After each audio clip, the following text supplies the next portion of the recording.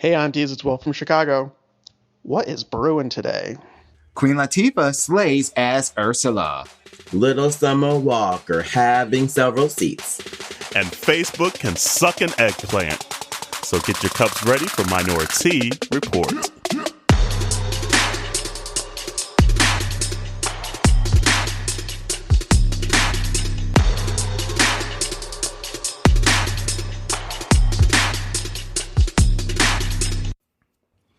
Hey, y'all. Hola. Hey, aunties. How y'all doing today? Doing well, and yourself? We're doing good. Yes. good. She's getting the podcast started with a big old pour of Merlot today. I know. She got that Olivia Pope pour. She really do. I've been seeing her on TV, though. Look, she said, just one of those days. Oh, come on, Monica. I love that song.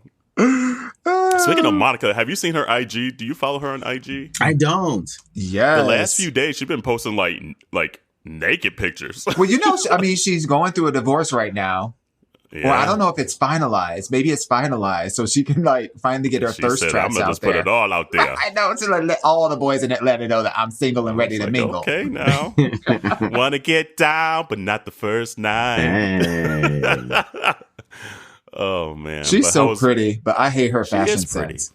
I hate it. I really It's so do. Atlanta. It's so her outfits are so Atlanta. I think we've said that before. Yeah, we did, because she came out on the BT Awards, and I was like, sis, no, that is not what's up. Girl, you got one too many zippers. She always has leave Mo alone. But I'm just saying, I love her. Beautiful girl. She has a beautiful voice, but her fashion choices are a little suspect. That's okay. Just a little bit. This might be a shady episode today. I'm feeling. You feeling the shade monster? I'm Taking over the feeling spirit. It's starting to flex. Oh, okay. Good. I can punch out today. I'll let you take the wheel today, girl. You can drive the petty train today, girl. Yes, I'm here for her. Ooh, girl, yes. Oh man, community. Just to let you know, a little update. I have found the bathroom that might be my go-to now. It's okay, the floor above ours. Okay, well, at least it ain't that far. Oh, exactly. Literally the floor above. So I was like, because there looks to be only one, I guess, business on that particular floor. Mm-hmm. So it's not as many people coming in and out on that floor. Okay. So it's not as dirty, tidy and clean, and I can do the duty. Ow. Just in case you want to know. Just make sure to leave it how you found it, girl. Leave it how you found it. Right. Obviously, you're going to come back one day. They got locks in the doors. I'm going to be so upset. I'll be so upset. She got into a rhythm of going to that bathroom, and then they switch it up on her. Like, no, Lord, no. Like, can I get your bathroom key? Are y'all, get your badge real quick. Are your bathrooms unisex now, or are they still male, female? They're separate. They're male, female. Male, female. Okay. I know a lot of companies are starting to go very unisex with their bathrooms now. So I was curious. She in the South. Facts. I mean, but she is in Atlanta. Yeah, Atlanta's like a little bubble, but no, I think it's just like an older office building as it is. I mean, maybe not that old, maybe 10 years or whatever, but it's just such a huge building that every floor just has the men and women's.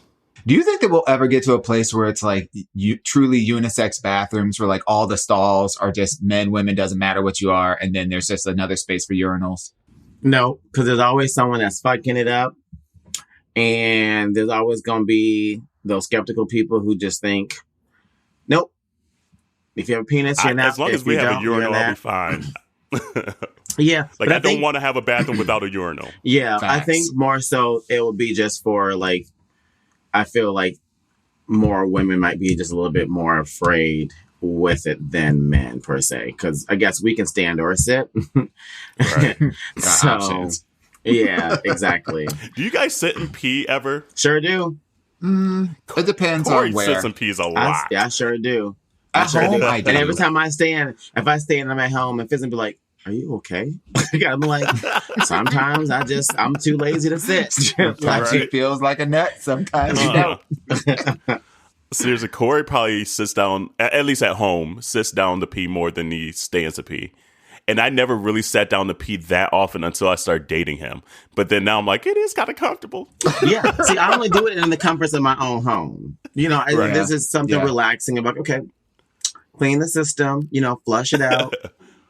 And then start again. She ready to go. But when I'm in public, I ain't, this booty ain't. I don't know. You ain't got time to do all that. No, ma'am. No, you go in the bathroom, you do your business, you get out. You don't want to have to deal with like stalls and all that kind of stuff. And I didn't mean to get us on another bathroom topic at the sure front of did. this Last week it was poop, and now we're talking about peeing. Here we go. But, you know, I had to update the community on that. Oh my goodness. And then shout out to Will, right? Our opener today. Yes. Remember earlier. Marco. Hey. Hey, William Sonoma. Hey, William. Right? Thank you, boo. He's probably like, get a different joke. Heard it all the time. Thank you. I was just telling the aunties before we hopped on that every time I get an email from William Sonoma, I always, because of my dyslexia and my proclivity not to read don't put his things. government name out there. Maybe you don't want his government name. He's fine. He'll be all right. Okay. But no, every time I see like William Sonoma, I always think of him. And then I like, every once in a while, I'll shoot him a note and be like, hey, girl, I just got an email from you. I mean, William Sonoma. But thank you, boo. Thank you for doing that. Thank you. Very kind for you taking the time to do that. And community, if you want to open the show, come on, send your little intros. We still got a need for you guys to do it. So come on. And they're getting cuter and cuter. Some of them we've had for a while. So sorry. There is a queue. So sorry if you've been waiting for a while. But we'll get to you. But continue to send in your Ask Your Auntie questions and send in your intros. Come on. Keep us going. Thank you. Did you watch The Little Mermaid last week? I did. Mm-hmm. I did. It was... Ariel was okay. Okay, right. She was okay.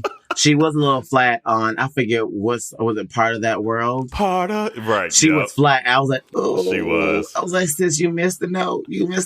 I know. But, you know, she still held it, though. I was like, oh, well. And I like she was kind of thicker, too. Like, she wasn't like skinny mini Ariel. Mm-hmm. I was like, okay, she looked like she was out there eating some flounder in the sea, and I was here for it. Because I was like, if I'm tired of them getting these skinny minis, that's not realistic, you know?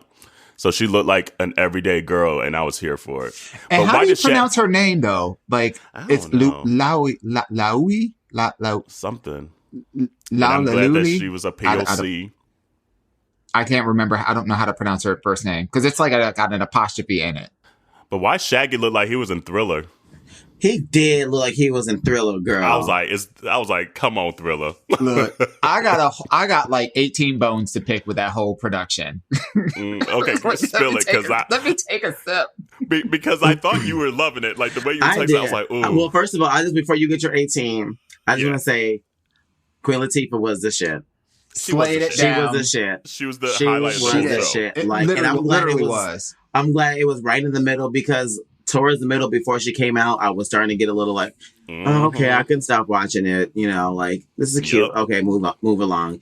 But then Queen Latifah came out with Poor Unfortunate So, and I was like, and now I'm going to keep it on the same channel. I was like, okay, girl. She sounded great. She looked great. I was impressed, girl. I was, yes, sis. Yes. The one pick I have is the fact that when they did the song with the sisters and Amber Riley, she wasn't in a mermaid outfit. Mm-hmm. Like, you could see her walking. I was like... Right. It's like, bitch, why you walking? Right. I was like, are we for real? Are we for real? Yeah. They definitely took some artistic licenses, with the presentation, for sure. Not even some, a lot. I feel like overall, I give it like a good solid C.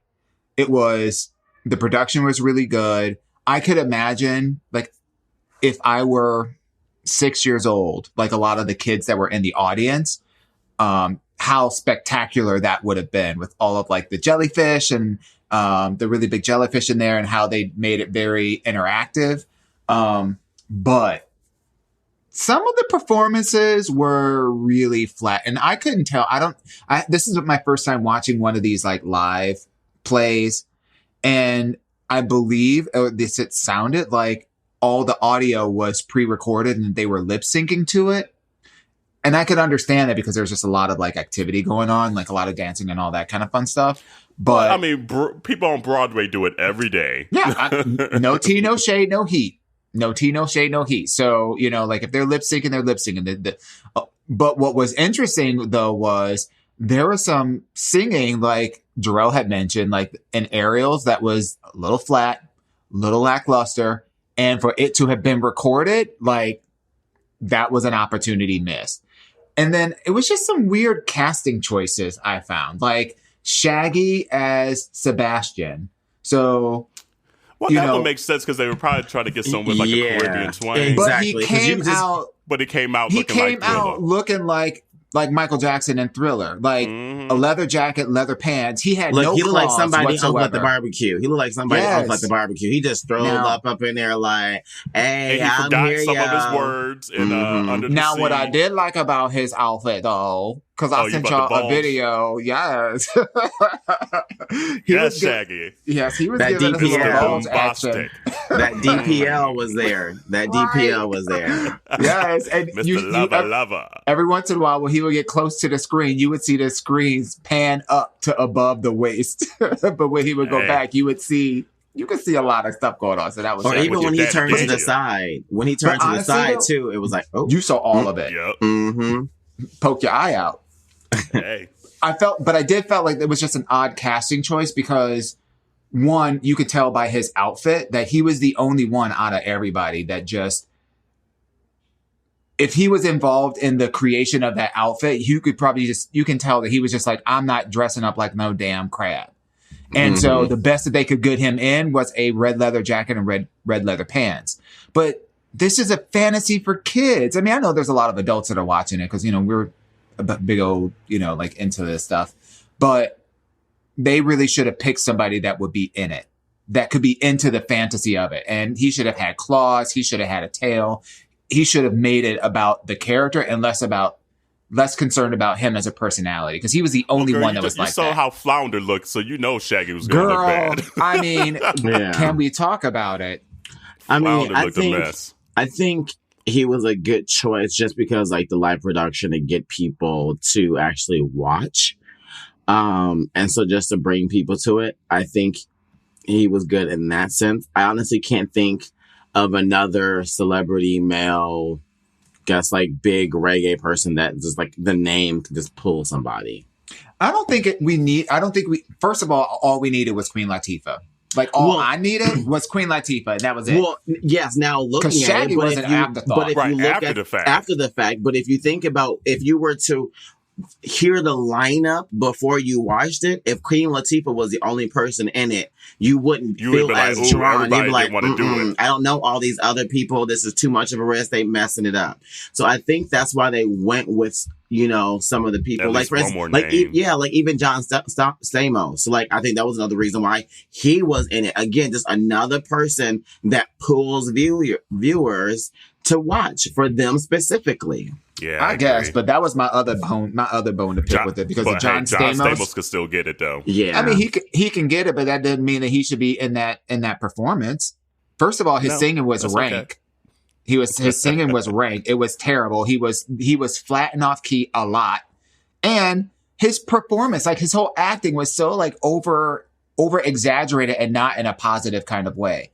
I honestly felt like they overlooked a lot of theater stars that could have done the same thing and gave the performance what it needed. And they settled for like these, I don't know, D-listers. I'm just going to say it. But I feel like these D-listers are still more popular than these theater people. Because as a person who's not in the theater, I can't name not a single theater person that would even bring me to watch that live performance. I would rather watch someone... And a lot of these live performances never had the Broadway stars. Like, very few of them do. All of them are about, let's bring these celebrities so we could get some ratings on TV. There's been very few Broadway stars over the years that they've been doing these live. All I know is they should have taken notes from the Wiz.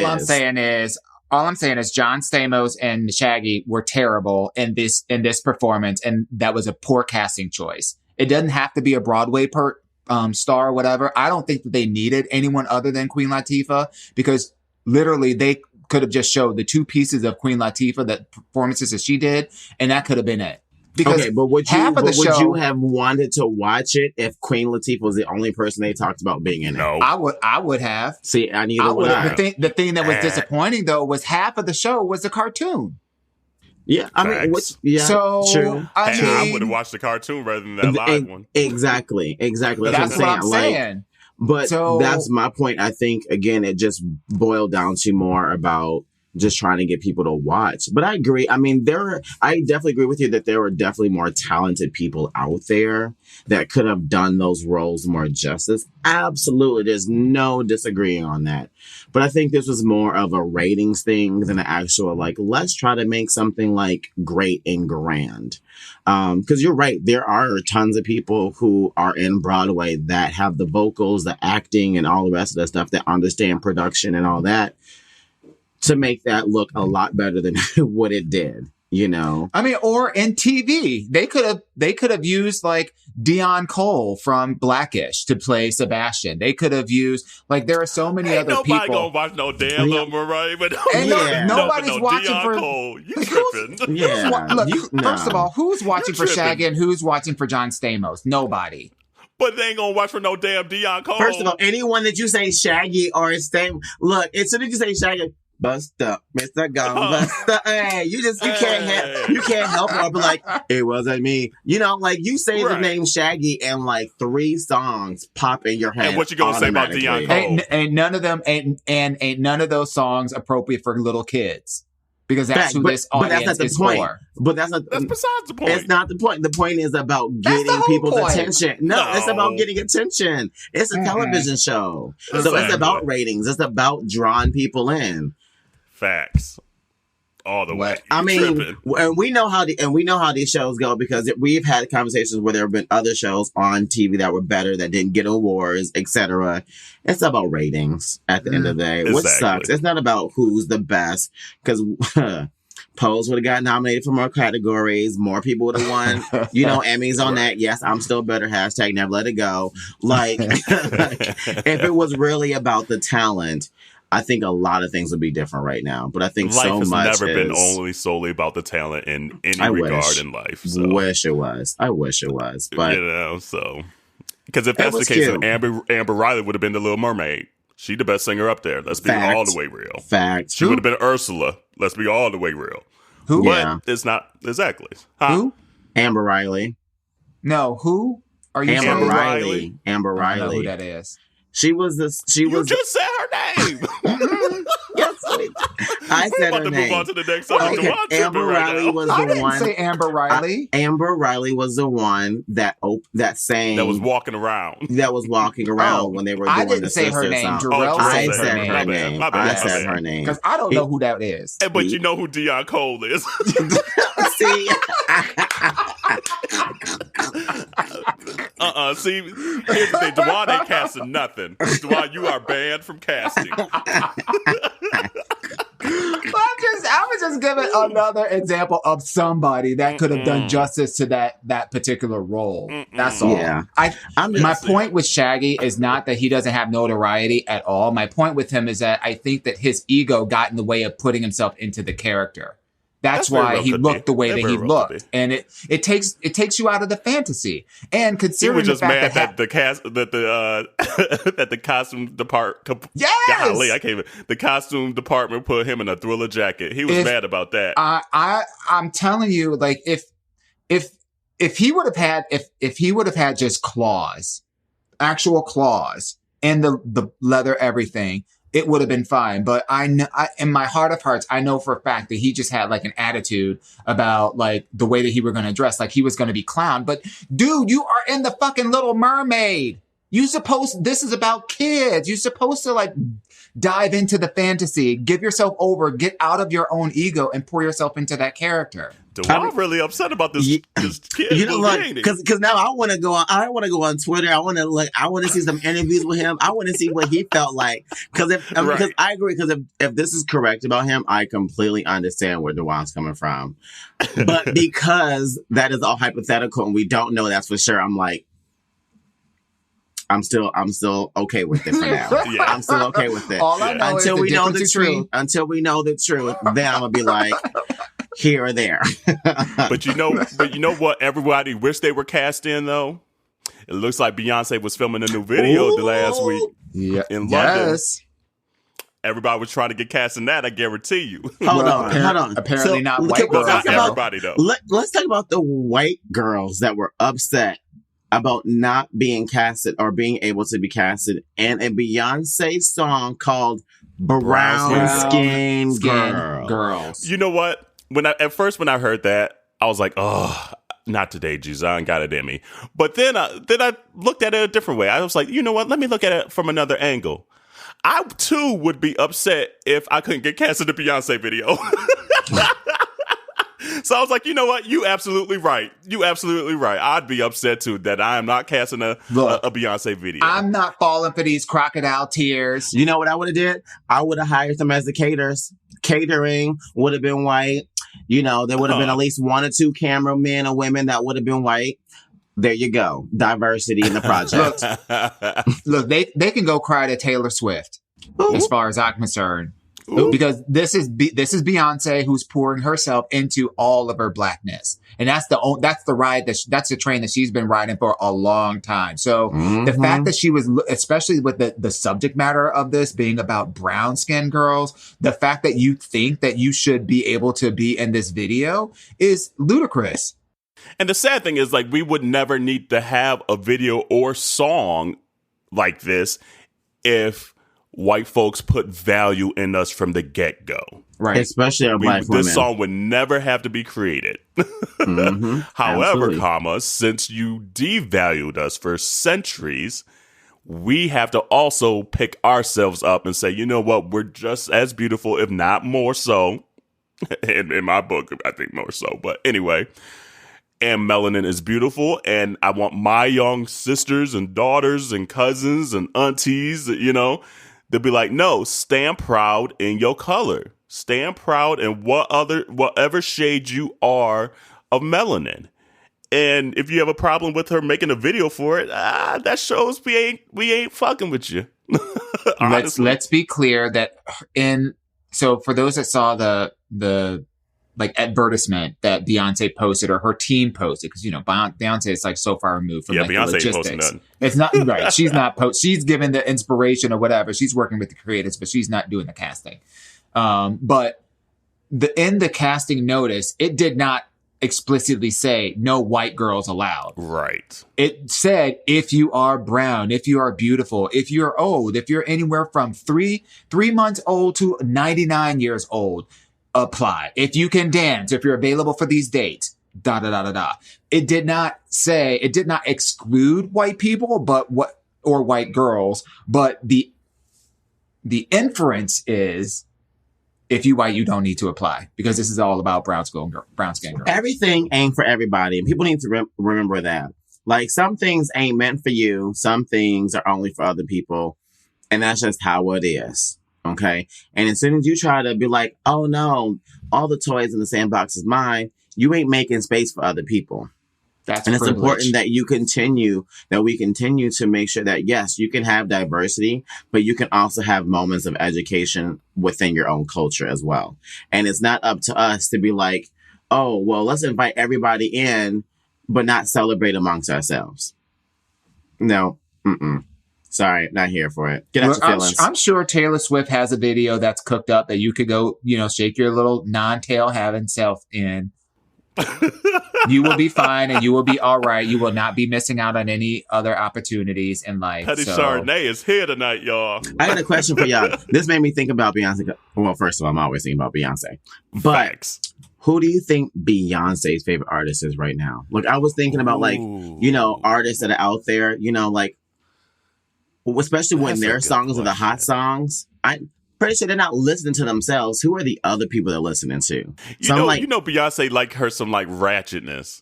Like, she always mixes her song with like some ratchetness. So it might be like DaBaby. It might be like Young Thug. It's probably someone like that where she's like, oh, I'm about to mix Deja Vu to this new track or whatever, you know. But that's a good question. I don't even know on like the R&B tip. She probably likes like a SZA or something. Yeah, I can see that. Because that's not her lane. That's not her lane. Right. So I can It's see so her not- rocking with something that's just not completely And I'm her so at all. tired of all the SZA wannabes now. Like, even though I like Summer Walker, like, I'm so tired of that same vibe. Like, she's Speaking got some good of- songs. Her quitting, basically saying the anxiety of being of fame and all that stuff is just too much of her, and this is going to be her first and last tour. Okay. I'm kind of sad. Remember that when you're 35 and broke. You know what? Don't wish that did I on say that? nobody. My bad. My bad. Because it's a young thing that she said. It's so young thinking, I feel. Mm-hmm. And we've all been there, done that. But I feel like she's not gonna quit. Like, let's be honest. Like, especially if you just enjoy music and it's in your being, you cannot not do it. So she'll probably always do it. But to monetize from it, like, girl, you better get that money now, because life is long. It's short, but it's also long. And so if you're gonna quit, what else you gonna do? What you gonna do? Who is Summer Walker? Oop. She's an Atlanta artist. She's young. She's maybe 20. Mm-hmm. She has a song with Usher right now called "Come Through." Like, she and I'm so mad because I wanted to sample that song so bad. I kept saying it and I slacked on it and didn't do it. But they sampled the "You Make Me Wanna Leave the One I'm With." Whatever that "You Make Me Wanna." You make me want. So they sampled that song in it, and it's also featuring Usher. So it's a hot and bubbling song. She's been bubbling for the last year or two. So she's probably the next kind of it R&B girl. But now she's already talking about quitting and all this stuff. She's I'm like, girl. She's like her. Maybe this is like a Generation Z thing. Like, you know, we had Lil Nas say he was going to take a break after he then went, you know, and had his single top the charts for like 14 But months, he's been basically. working like crazy. I can I see know, taking a break. I'm just- Summer Walker, like, I'm and just he saying. came out with the song and no album yet too. No. But I'm just saying, like, this may be like a Generation Z kind of thing. Like, oh, okay, well, I see somebody else who's kind of at the top of their game and they're taking some time off. Maybe I'll just do that too, because I just can't. No, so this is the true story. So what happened is she had been posting on social media about like her real life, and then it was being dragged on social media. Like her, Right. like for instance, she was talking about how she takes a bath. Like she was talking about a whole bath. She's like, everyone take a whole bath, and she had to explain what a whole bath was. And people are like, oh, you dirty, you nasty. Like you just wash out of a bowl. Like don't you just get in the shower and wash your whole body and stuff? But she was talking about like when she don't have time to take a full shower, that she does like a whole bath. You know, just.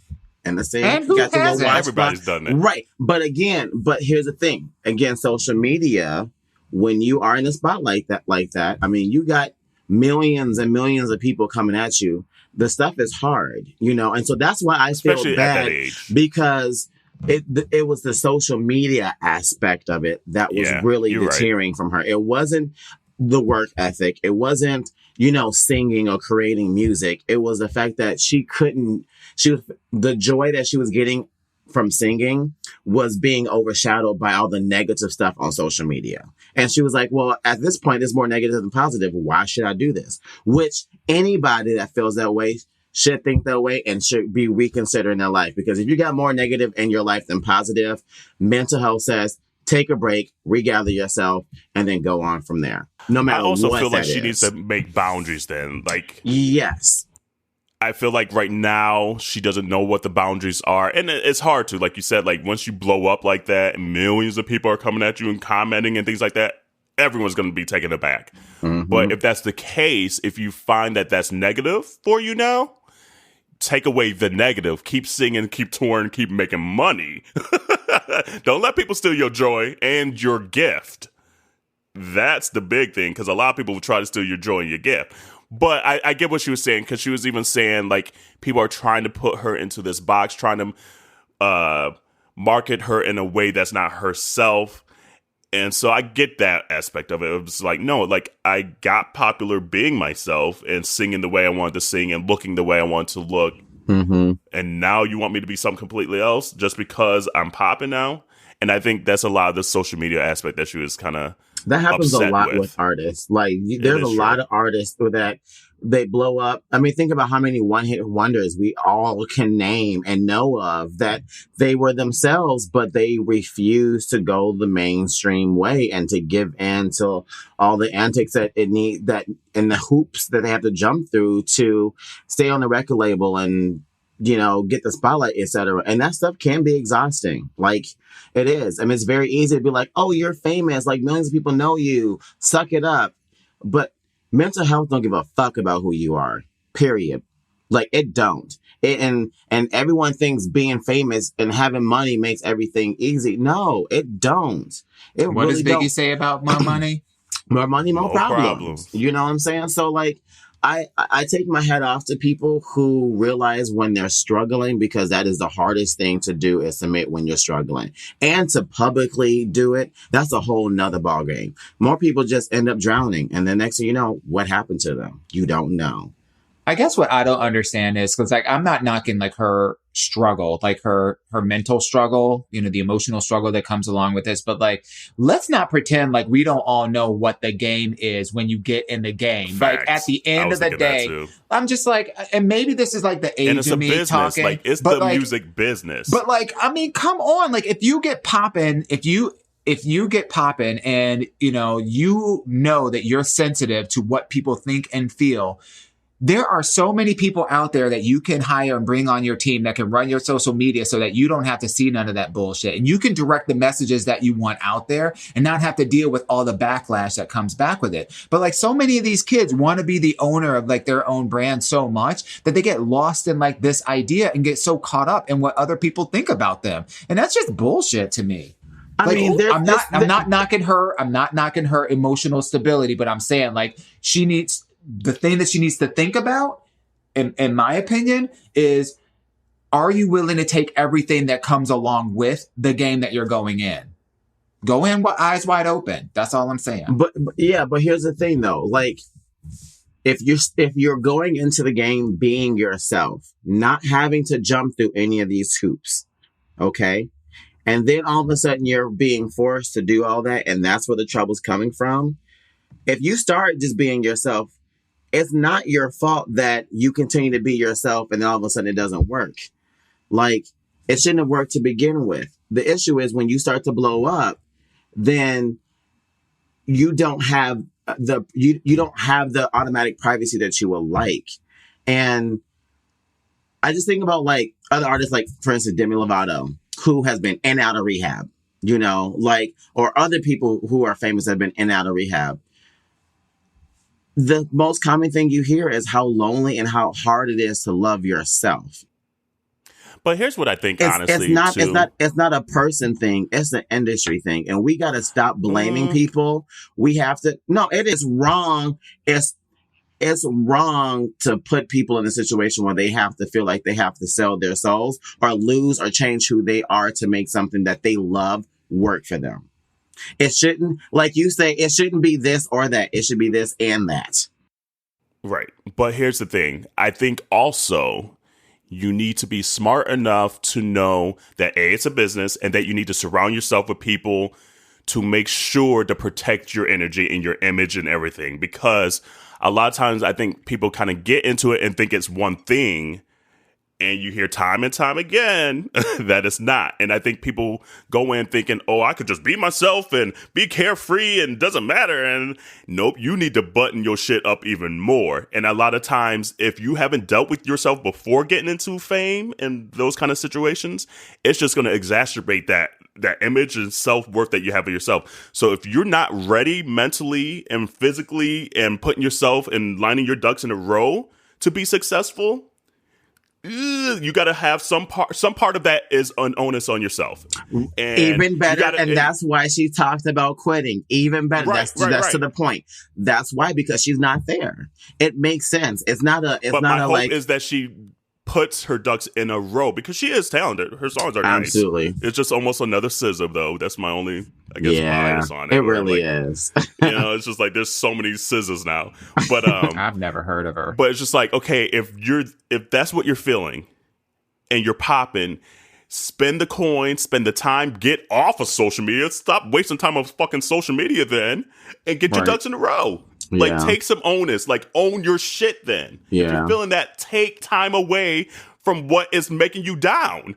You know? Yeah, and honestly, I think it's the fame. It could just be the fame. Like, it doesn't necessarily have to be the money. Like, and she also isn't one of those A-listers that can just drop bundles and stacks like that to begin with too. So it's also harder when you're still up and coming to surround yourself with the right people, because right now you're scrapping at the bottom of the barrel for people inside the industry, whereas when you're like an A-lister, you can pull the top of the top to make sure your shit is in line, because you got the money to get the correct people that can be in your circle. Yeah, and maybe that's like a yes or no.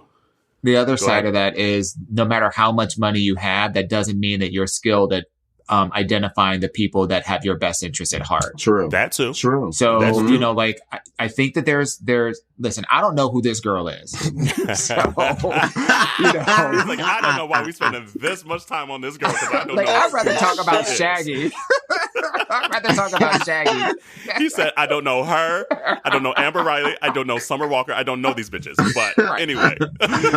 So, like, I'm not invested in, like, demonizing or celebrating who she is. But in the spirit of just entertainment business, there are so many examples out there for people to look at and study and understand what they should be at least cognizant of going into the entertainment business. You know, like, you don't watch a movie like Selena, you know, or any other movie about any other pop star and come away feeling like, oh, okay, well, you may be inspired by the shooting of the star, but they also have to get through a lot of rubble to get to their spots. And a lot of times it's because the problems they have is because they have the wrong kind of people around them. Mm-hmm. And the other part of the time is because they themselves have things that they need to work through. So this is probably a combination of both. Like, she, as a young artist, you know, has probably not been, coached in a way or have enough self-awareness to have prepared herself for whatever, you know, things that are going in her inner circle, her outer circle, and that she's getting from social media.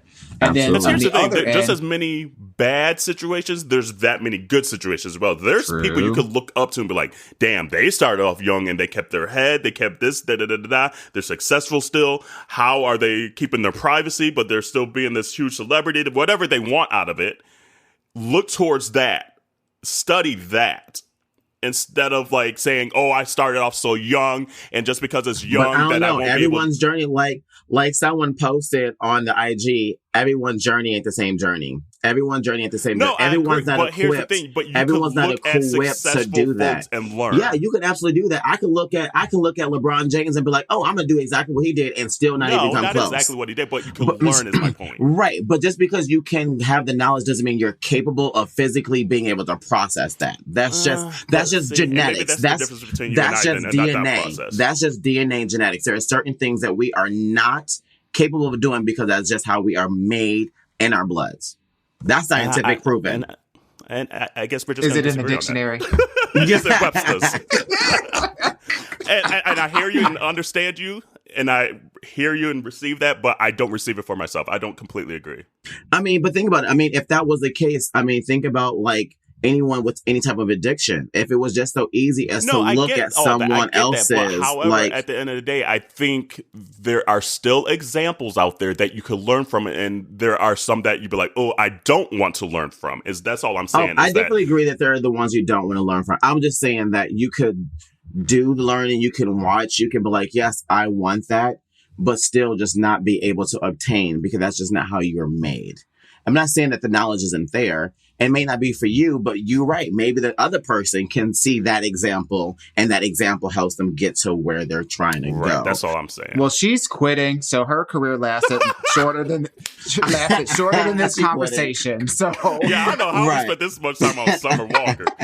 I really don't. I mean, like, who is this? Because half the community are probably like, who is she? Right, exactly. Who is she? I mean, you know, it's. Thanks for sharing. Yeah, you know what? I'm gonna buy tickets to her concert because she's gonna be here on November 17th. So I'm gonna go to her concert. I don't want to spend $120 on no ticket, but I'm gonna do it. And I'm gonna be on the Instagram under MinoriTea Report, and I'm gonna be posting videos at the concert so everyone knows. Tell me if she does a duet with Fergie and sings the Star Spangled Banner, please let me know. Stop. Look, I'm still waiting on that remix. Do you remember Carell last year when the Warriors went in the locker room and they did the remix to it? Oh, yes. I want that to be released so bad. It's the best thing ever. It's so good. Like, I used to watch it probably once a week. Yes. Like when we were in Palm Springs earlier this summer, we were who listening did that? to Was that Sway the Remix God, right? It might be him. There's a couple of them that do them all now. Yeah. Fergie. Let's play some basketball. I kid you not. Like every once in a while, I'll go like on a Saturday. It's like, you know, just the middle of the day, and I'll just go out and pull that video and just play it on loop and loop and loop. It touches my soul. She thought she was really doing something today. You see that? It's the best. It's the best. Oh my god. Oh my god. And speaking of things that are bad, officially, social media like Instagram is going to be banning the peach and eggplant emoji. Not just, but those are the main offenders. Yeah. Mm-hmm. So you know how? Here's what I think of this. Facebook, how about you go ban some fake political ads? Like, how about all that? How about you keep some eggplants and some peaches? Because clearly you need it because you're so stuck up on other stuff. Get laid real quick and ban these political fake ads. How about that? Spend your millions and billions on that. How about that? Like, I'm so... Like, this is so mind-boggling to me that, like, you literally sat in meetings at work. Because here's corporate America for you. You literally probably had multiple meetings about the statistics, and the data shows that when a person posts the eggplant and the peach and the sweat drip sign, and it's going to obscure our children for the future, and this and that, and da-da-da. Really? You got Russia hacking your shit, and you worried about the eggplant and the peach? Like, I can't anymore. Like, Facebook, you lucky I like IG because, like, I'm about done with all your stuff. I honestly think, like, and I'm curious to know what you guys think, but I honestly am curious as to whether or not this, like, marks the beginning of the end. You know, when you have social media outlets that start taking kind of, like, stands on things that are perceived as sexual. Like, it's getting close to this era of, like, defining like what is porn, what is not, what is art, what is not.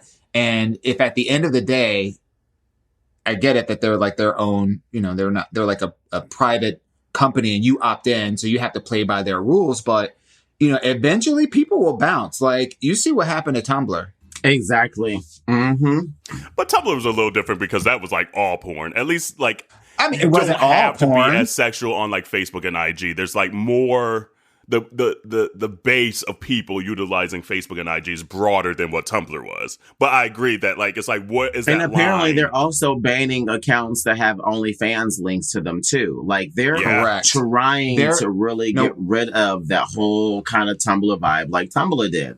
Yes, they are the impetus for this, like the big story is, oh, you can't use the eggplant and the peach emoji, but the subline to this whole to like the articles that have been coming out about this is that they're actually taking a moral stance on sexual conversations and sexual anything that has a sexual twinge to it. So if you post just like an eggplant emoji, that won't do anything. But if you're posting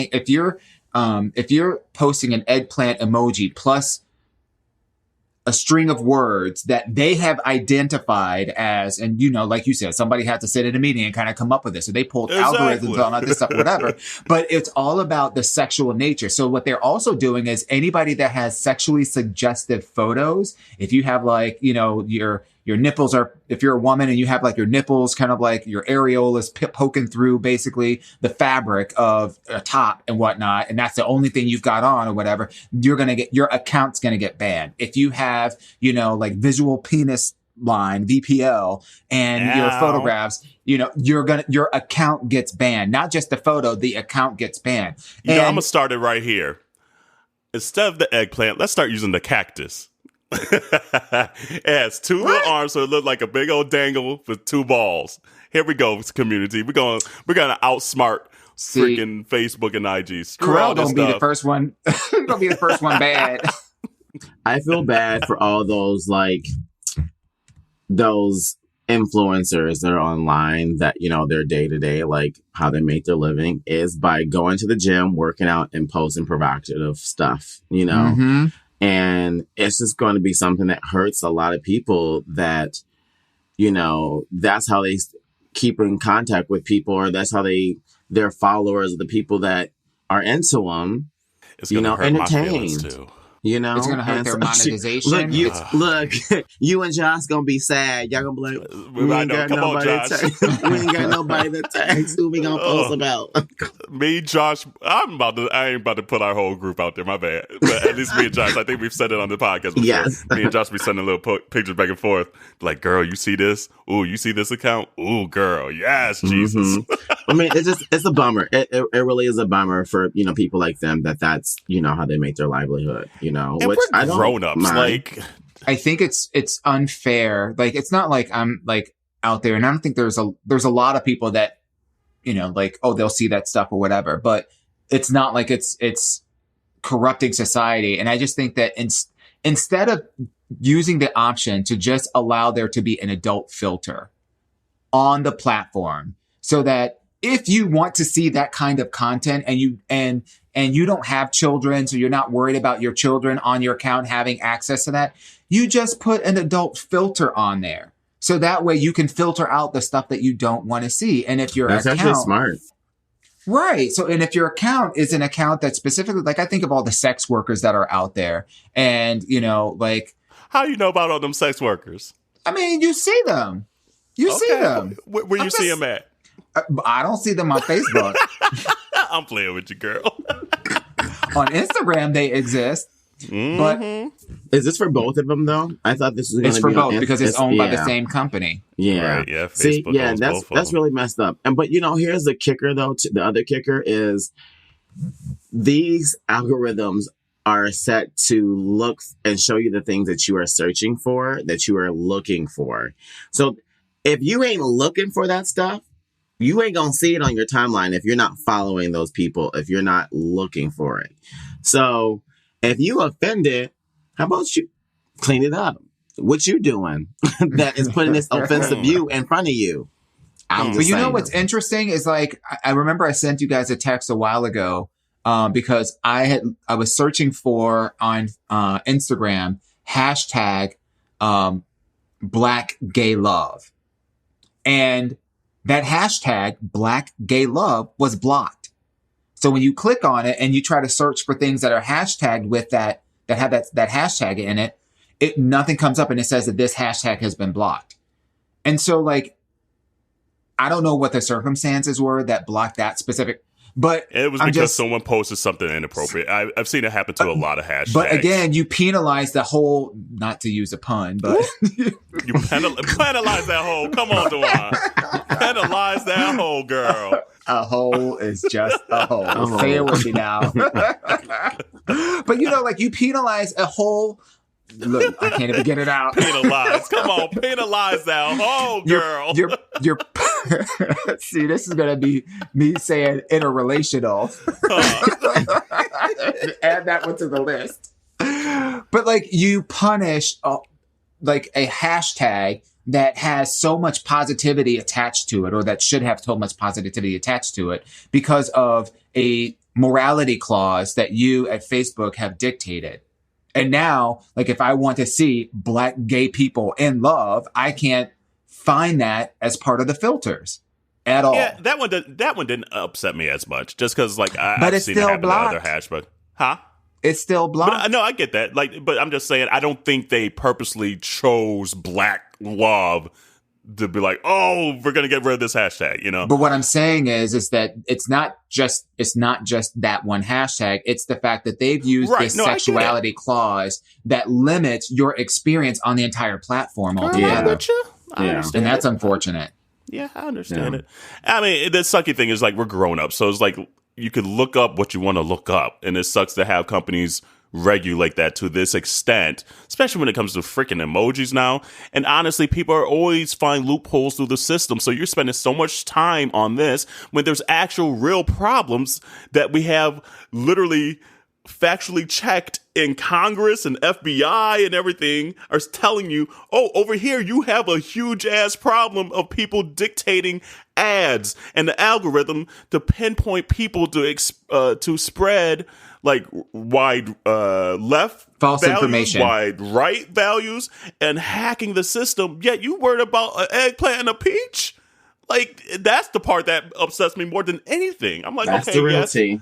That's like the real tea. It sucks that they're doing this. Okay, whatever. I'll get over that. But you literally have a huge election coming up in 2020 that people are telling you people are hacking the system.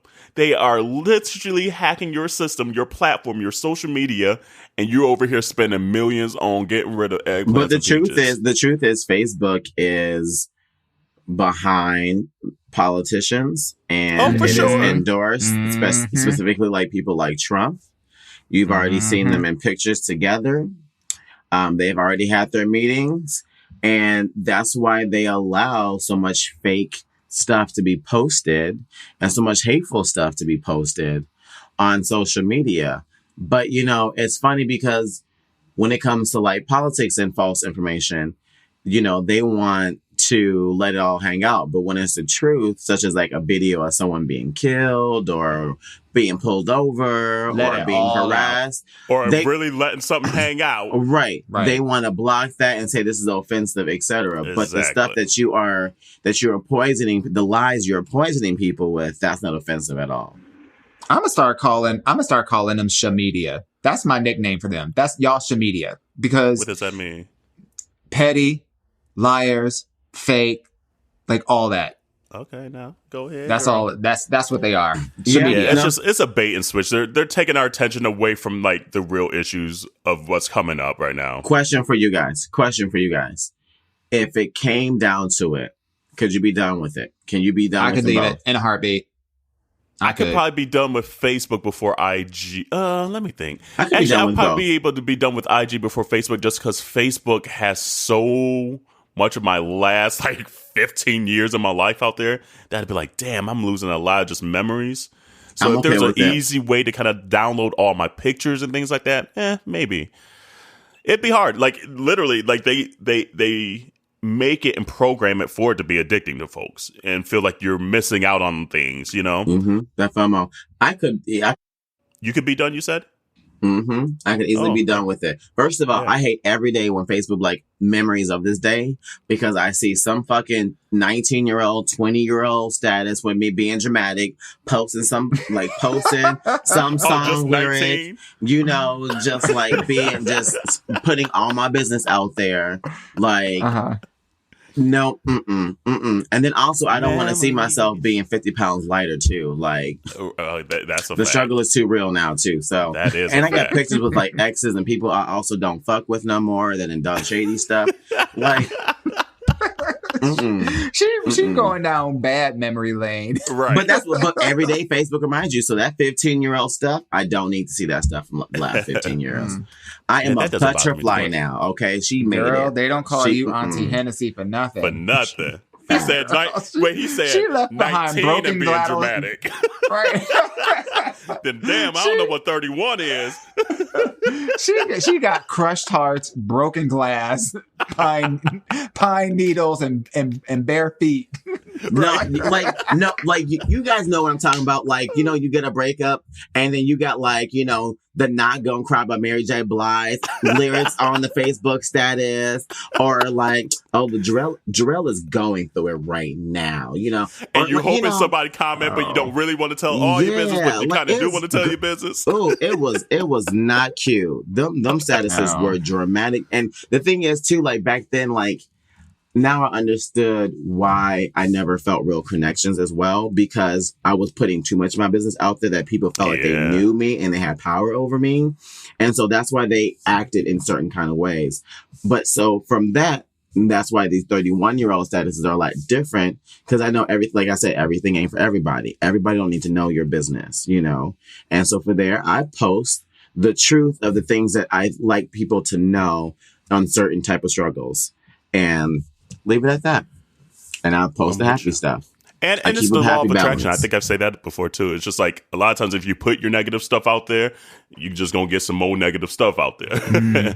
But if you post, okay, this is what I learned, this is where I'm going, I'm growing, positive, that's what's going to come to you. Like, it's literally the law of attraction. Most of my old stuff is like about food. Food and design. Right. It's like houses that I like. Look like at this bed kitty on a cats wooden and frame. Dogs. Right. That's it. I look back, it's like 12 years ago, it was like a shoe that I was really interested in. Okay, but here's the truth though. I mean, you were at a certain age when Facebook was, you know, starting though too. I was like fresh out of high school, and actually in high school when this was happening. I was a junior in college. Yeah. So it's a little different now. It's a little different. Like, yeah. I started at an age where I hadn't gone through nothing yet. And I'd gone through my things through social media. Live on Facebook. Yeah. Live and in person, okay? I mean, I joined Facebook like I was in college when I joined Facebook. But that was when Facebook was supposed to be a connector for people in college. Yep. And you only had in college. And it was called Facebook. Right. And you had to have a college email in order to join. So that, you know, so I mean. Back in the day for our younger listeners.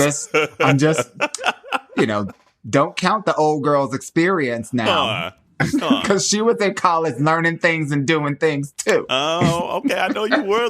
Okay, what was you learning, Dewan? Come on, Dewan. What was you learning? She was learning about the hair.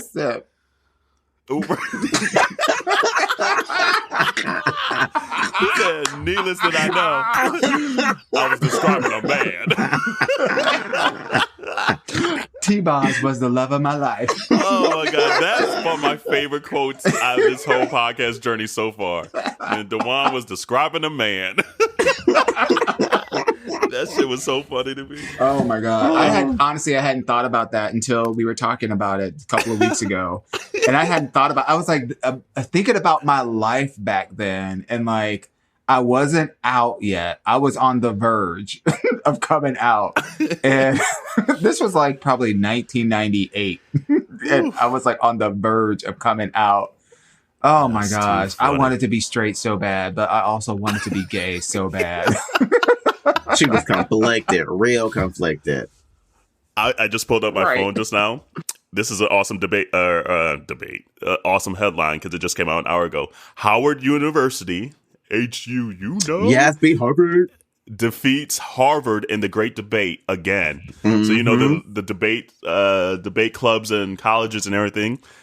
HU beat Harvard. Again. Oh, wow. Okay, now, come on, HU, we see you. And you look at that picture, ain't nothing better than seeing those white folks' face shocked on that photo, like... Shooketh. Right? Did this happen with homegirl with a wig on, with a lace front. Come on. Yes. I'm so here for it. That's what I love about Atlanta so much. It's like you can see the most educated person just out there with their false lashes, they thick ass like nails, they like their lace fronts and just face beat for the gods. But like she's the CEO of like BB&T or something. You know, I'm so here for this city. This city is so amazing. BBC. BB&T. Oh, it's a bank, boo. It's a bank. Okay, just clarifying. But BBC too. Did you guys hear that story about the pitch? Oh, go ahead. But what you gonna say? Well, I was just gonna say, speaking about living a lie, y'all see that article about Whitney Houston that popped out today? Oh, Lord Jesus! Yes, we need to talk about this. We need to talk about this. Hey, we all kind of knew, but yes, we did. After the biopic released came out, the memoir. Wait, what'd you say? I said when the biopic came out a couple of years ago, we found out about her friend, and that's what the black community calls like your gay lover. Yeah, they call it your friend. Your friend. That's why I say it like that. That's why I said your friend. So we knew it was a party time because she wasn't in that at all. So we knew. And even just how like her siblings were talking about, like, we don't talk to her, like, and just, you know, trashing her and stuff like that. Like, they were really coming after her and trying to place a lot of blame on her. But when you listen to the reality of it, even during that, it seemed like she was the one person trying to actually help Whitney. Like, everyone tried to say she was controlling. She was her day like, one. Yeah, but it was like she wasn't controlling her. She was trying to protect her, you know? Mm-hmm. Yeah. So I can't wait to see and hear everything about this memoir because it's from Robyn Crawford. Well, one, because I love me some Whitney.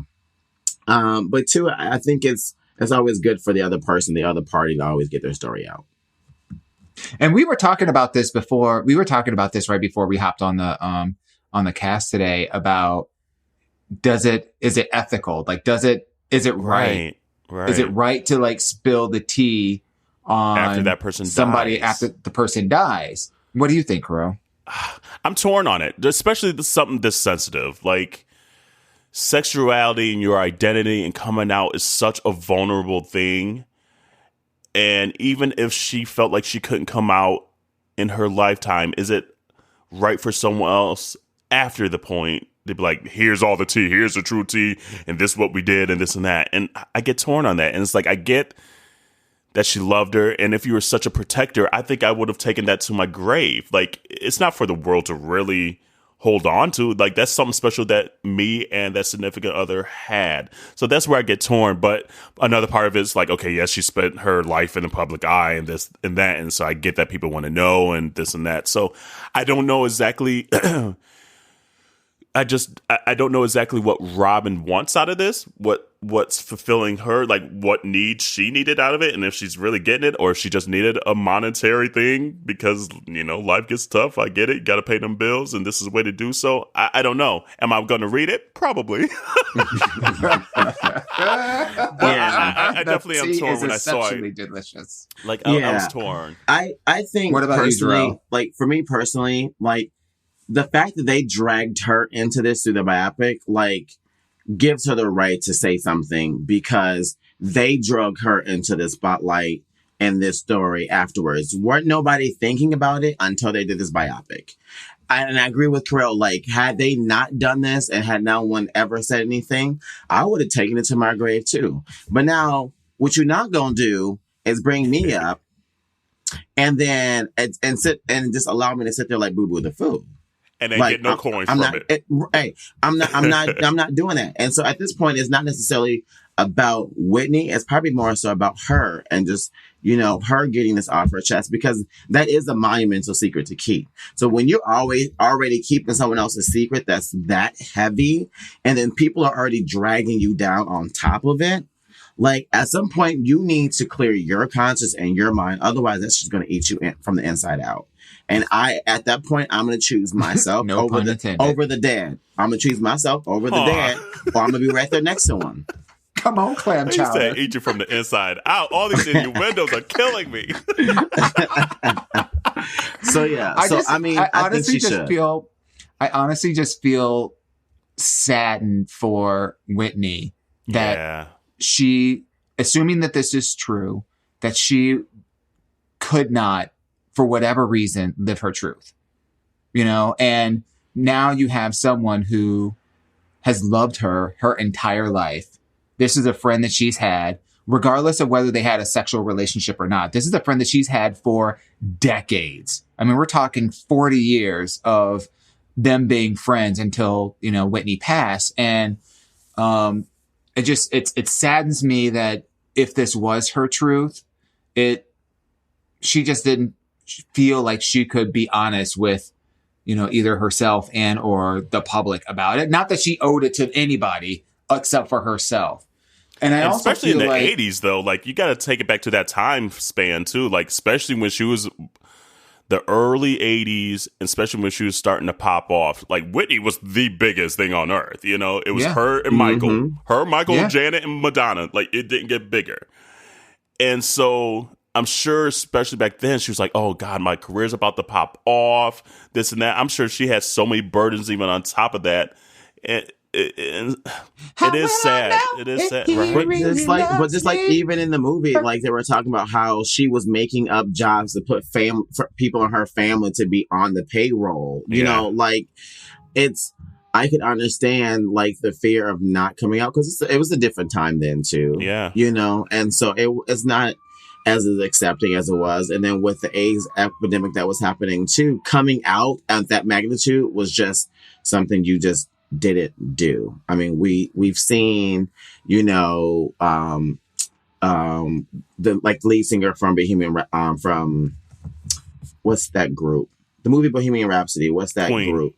Queen. Yeah, you know, like in his story and stuff like that. You just don't do that then, you know, back then. So I know it was a struggle.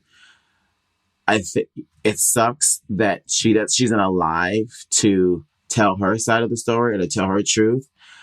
But I don't think another person should be silenced when their truths are combined. You know, their truths are intertwined, and it's not okay to silence someone else just because the other person isn't there. Yeah, and Whitney said, or I guess an excerpt says, Whitney told me her mother said it wasn't natural for two women to be that close, but we were that close.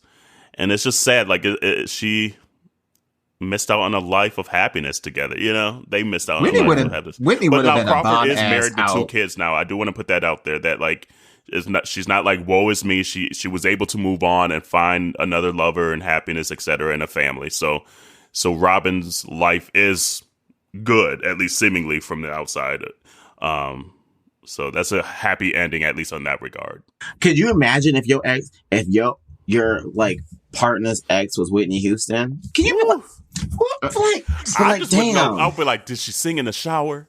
That's what I want to know. Like, and did she hit them same notes in the shower? Like, because you think you sound good in the shower, so like she sound great as it is, but you know that shower singing is something else. So that's what I want to know. But like, oh, did she just be humming while she cooking and scrambling eggs on the soup? Like, how will I know? I don't know. My insecurities would be through the roof. I mean, like, really? How do you compete? How do you compete with Whitney Houston? Just no. Mm-mm. I don't know. I'm like, bitch, I'm Carell. Come on now. No. Whitney who? Whitney who? I couldn't do it. I mean, it's motherfucking Whitney Houston. I would just be like, God fucking damn. I mean, I guess we're connected because y'all slept together. So does that make us? Well, we don't say. Right. I almost said it. I hate that word. Yep. Yeah. But yes. We're intertwined sexually. You know. I mean, hey. Damn. Indigenous people as sisters. I don't know. But speaking of other stories, I like the one that Dewan had mentioned to us about the pitcher who won't be going to the White House from the Nationals. Sean Doolittle. Yeah. Sean Doolittle from the Houston Astros. They got invited to the White House and he opted not to go on principle. He's straight. He has a wife, but his wife has two moms, and they both released a statement, but mostly under his name. And he just said, I can't, and I'm paraphrasing, but actually, no, I have a statement right here. Let me pull it up. Because I just thought it was like so great. And he's actually with the Nationals, the Washington Nationals, not the Houston Astros. Right. The Washington Nationals one. He says, there's a lot of things, policies that I disagree with, but at the end of the day, it has more to do with the divisive rhetoric and the enabling of conspiracy theories and widening the divide in this country, he told the Washington Post. My wife and I stand for inclusion and acceptance, and we've done work with refugees, people that come from, the shithole countries. I want to show them that I support them. I think it's an important part of allyship, and I don't want to turn my back on them. And I know we talk all the time about the importance not only of representation, but the role that allies play in ensuring that their actions match up with those words. And I just loved seeing that message. It didn't get a lot of press, but I love seeing that message because it shows that everyone plays a part in using the platform that they have to advocate for or rebuke, the things that are going on in the country right now, and advocate for the people that really need people to stand up and be by their side and champion for their rights. And it's so bizarre too. Like, you have that side of the equation, and then you still have like your teammate, like Kurt Suzuki, that does go and puts on a "Make America Great" hat on it, right, at the White House, and he's a catcher. So it's just like, okay, you're a pitcher, he's a catcher, and like just being on a national championship team, you just build this camaraderie and closeness with your teammates. So it's just wild that as a pitcher, you bank on your catcher, yet he's so opposite of you. Which, I mean, that's what this country is, honestly. Let's be for real. And that's what this country really was made up of for centuries. But it's just so wild that on this one national championship team, you have someone like Sean Doolittle, totally. And then you have someone like Kurt Suzuki. And I'm like, man, if that's not a sign of the times right now, I don't know what is. It's wild. I just also found it funny, though, too, like, how, like, not many teams have gone and visited the White House after winning the national championships. No. Basically, every team has been like, no, not happening. And I honestly feel like because this team was in D.C., that it was more of a bigger deal. Yeah. Than anywhere else. Because, like, DC has never won anything in the history of, like, sports. Well, and it's sorry, Smithy. But not just that, though. But, it's like they don't got to travel to go there, and, like, you're in DC, it's not that hard. So, I don't know. Kudos to him. I think that's really awesome. And our allies need to speak up, stay voicing, and continue to be allies, because you guys matter, and you guys do make a difference. So I think if he cut his beard down too, he'd be a little cute. His beard's a little unruly. I like beards, but his is a little unruly. But we like you, Sean Doolittle. Yes, thank you for being an ally, for sure. And did y'all see those white nationalists at Emmett Till's sign? And they put cameras up and made the alarm go, and they scattered like fleas, like roaches in the light. I was like, y'all better run, you little cowards. That's what you get. Like, get all their faces on camera. Get their license plate. Get it all. Because they out there taking pictures in front of it. They need to stop. I can't even speak. Go ahead, continue, because I'm glad they put cameras, because when it kept on getting shot up, I'm like, please put cameras out there. Yeah. Like, please finally put cameras out there, because this is ridiculous. Because people do it in the what do they say, the shadows of the night and things like that, or don't think they'll ever get caught. Catch these motherfuckers, put their faces out there, put it on Facebook, IG, put them everywhere before Facebook try to take it down, probably. And right, exactly. And expose these people, because it's ridiculous. And them running just shows you how cowardly they are, that they know it's not quite right, that there's something still in their being, even as much hate as they want to spread. If you thought you were doing the right thing, you would not run. Point blank in the period. So expose these people and be like, we do not want this in our community. Stop it. And they knew exactly what they were doing, going to the Emmett Till sign with the white nationalist flags and trying to spread propaganda. So no, I was so glad they had the cameras out there finally to stop the actions, or at least slow them down, and expose these folks for what they are.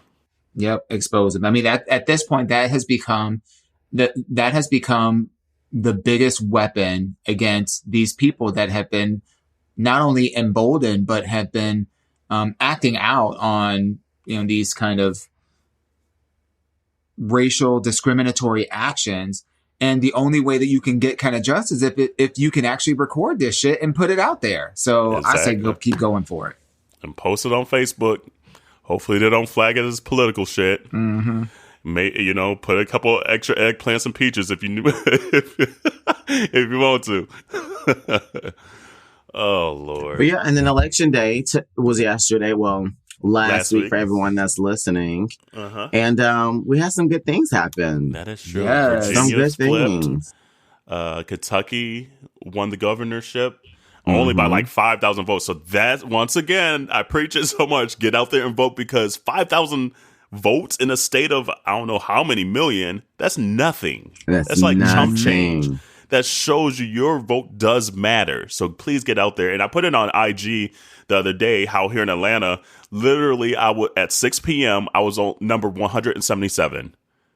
177 people. People didn't vote in Seattle either. Like the numbers were so low out here in Seattle, and they mail you your ballots.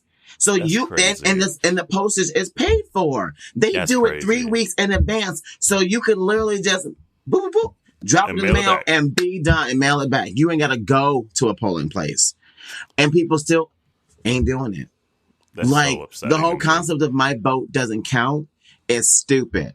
It's stupid. Guess what? It's the only system. I agree the system is broken and it needs to be changed. But not voting is not the way to go about fixing the system, because the system is going to stay in place until something better comes along, if that ever happens, because it runs so deep to the Constitution of our country.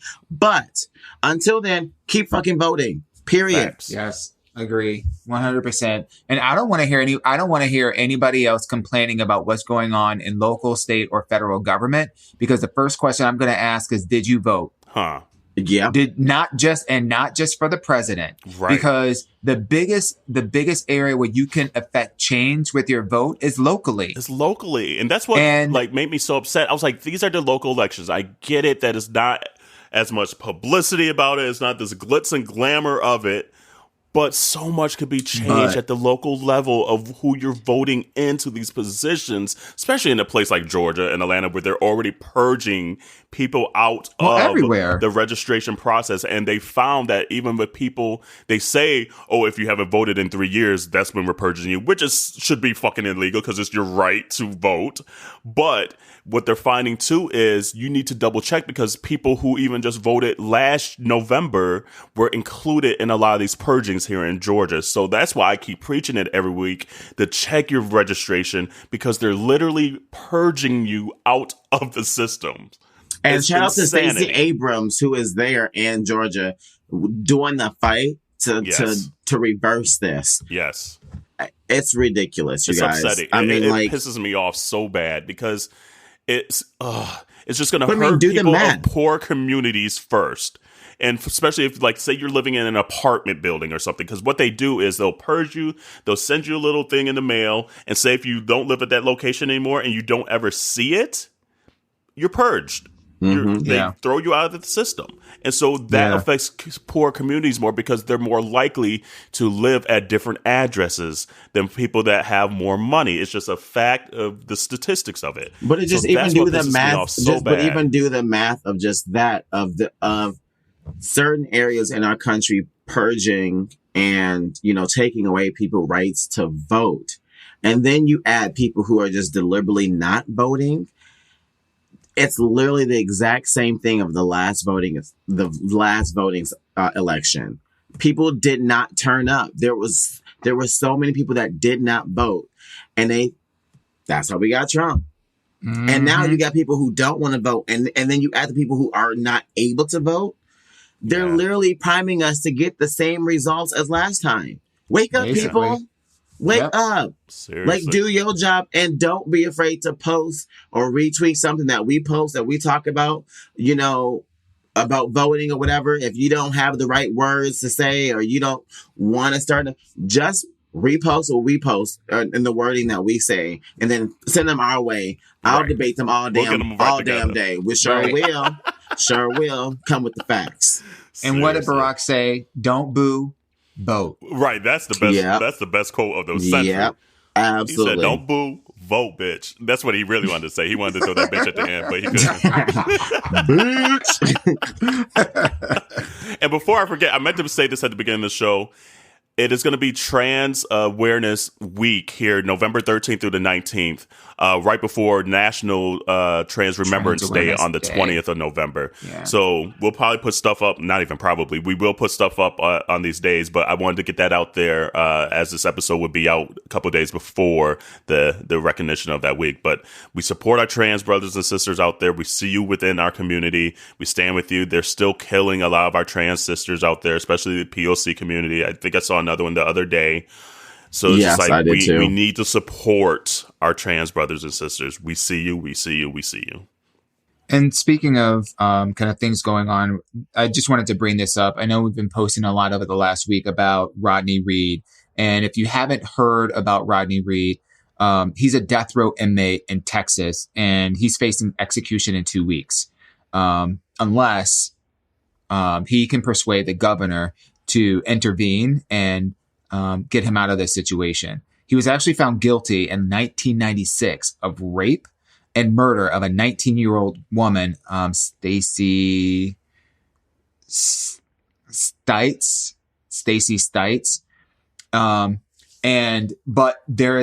But since then there has been an immense amount of forensic evidence, DNA evidence, and testimony that have come to light after the trial that actually implicates Stacy's fiance, a police officer in Texas, a white police officer.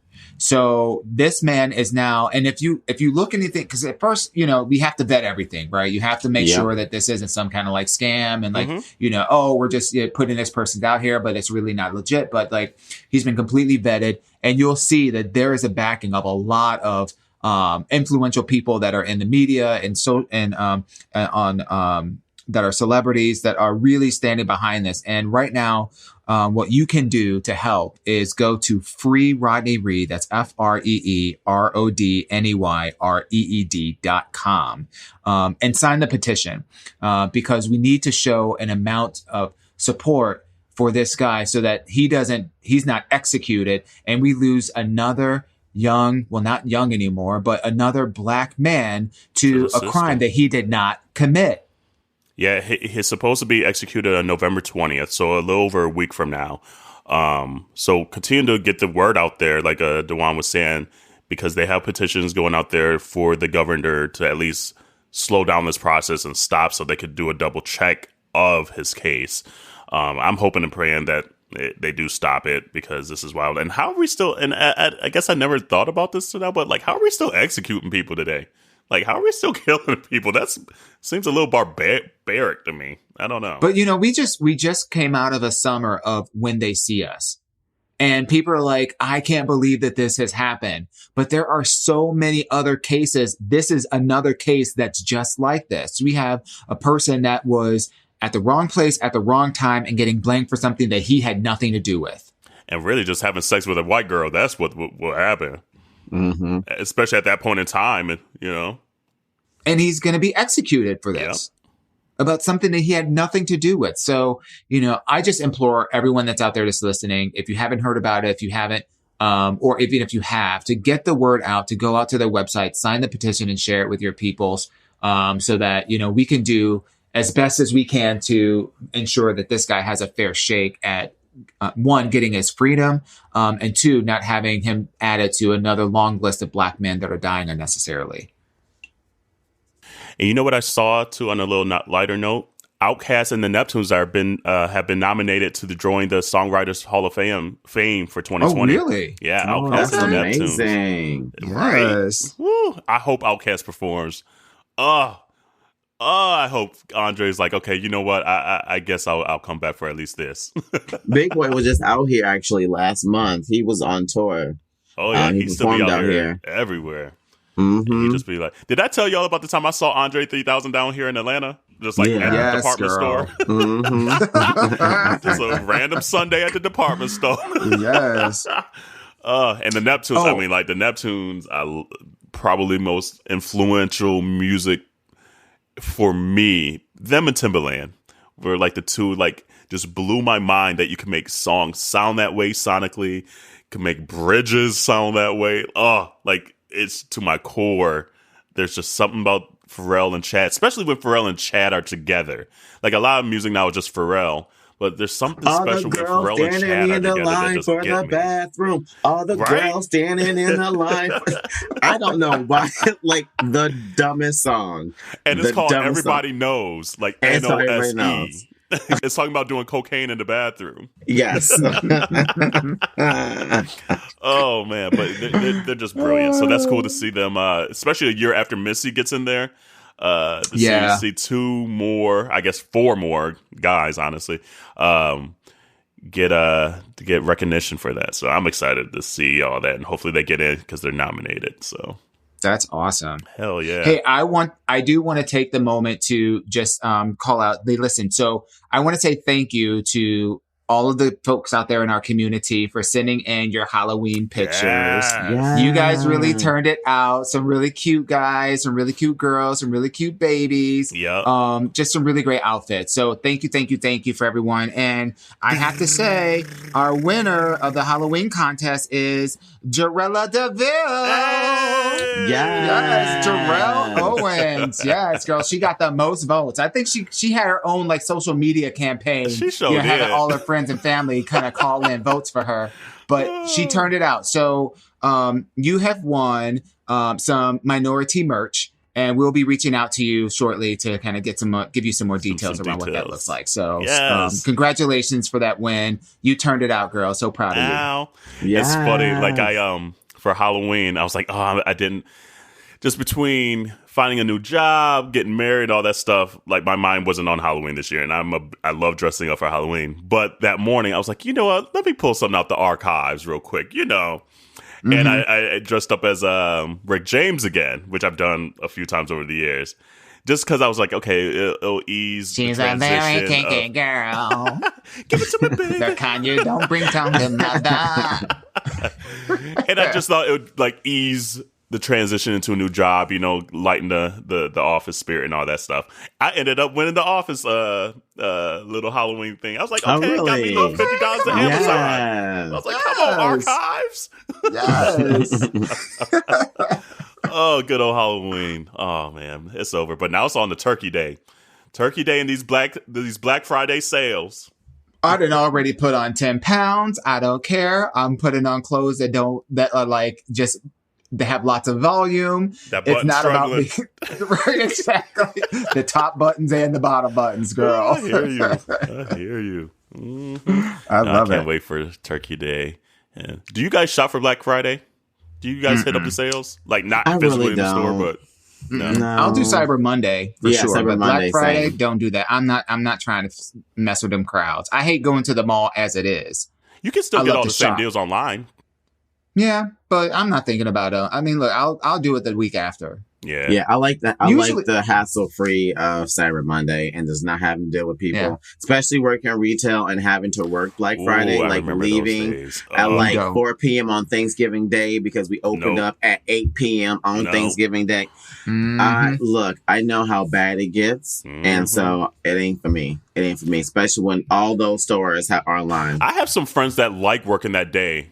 I'm too busy working out that itis. I'm too busy working out that itis from Thanksgiving. Ooh, that itis be good. All right, I just want to eat. Literally, Thanksgiving, like I don't eat a lot, and y'all know, like when I eat, I'll eat like small meals. Yeah, you say you eat but like I eat a a lot bird. throughout the day. I do. But on Thanksgiving, I don't know what it is about that food. I just eat and I eat and I eat and I eat and I eat and I don't stop eating. And I just I eat all day, huge meals. So like literally Thanksgiving Day and the day after and usually most of the weekend, I'm just eating. I know that's right. It. I can't wait. And I'm sure we'll talk a little more about it on the next couple episodes, but I'm thinking about it. I'm dreaming about it. I'm ready. Bring it on. Ready. Yes. But I think it's that time to remind the community to download, share, subscribe, send to your baby mamas, your baby mamas, your baby mamas. I don't know why I keep doing that now. But now that you just talked about Outkast, it's even better.